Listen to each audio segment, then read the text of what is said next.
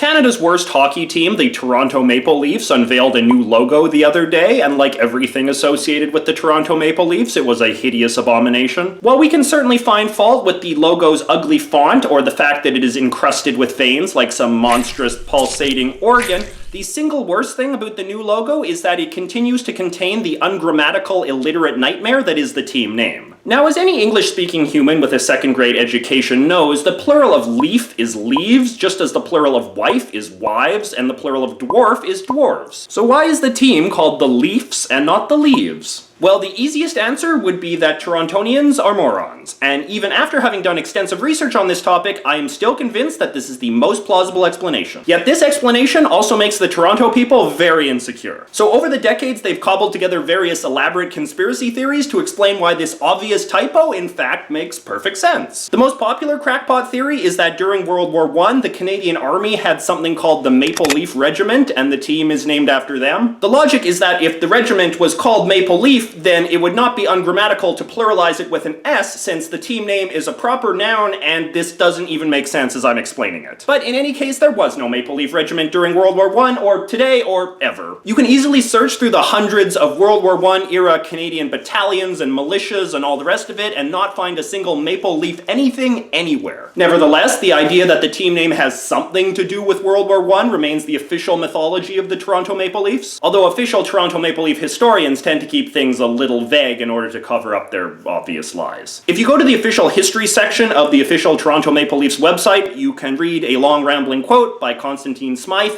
who was the founder and first owner of the Toronto Maple Leafs, about how he was inspired by maple leaf-shaped badges that soldiers wore during the war or something. And some Toronto fans like to play up this idea that the badges are the true origin of the name. And maple leaf badges did exist during the war, but their existence doesn't justify bad grammar. You would say soldiers wore badges in the shape of leaves, not the soldiers wore badges in the shape of leafs. The story only gets darker from here. The Toronto Maple Leafs were founded in 1927, but get this, there was many other Ontario sports teams called the Maple Leafs before them. There was a minor league baseball team called the Toronto Maple Leafs that existed from the 1890s, and before then there was a Hamilton baseball team called the Hamilton Maple Leafs that existed in the 1860s. So by the time Old Man Smythe came along, calling your team the so-and-so Maple Leafs was about as original as it would be to call your team today the so-and-so Tigers or Sharks or Warriors or whatever. Look, here's the truth. Constantine Smythe was a big dummy who came up with a bad name, and because he was a big important big shot with lots of money, no one had the courage to tell him what an embarrassing mistake he was making. This is also known as George Lucas syndrome. In fact, once you accept the premise that Torontonians lack the basic capacity to say no to other people's bad ideas,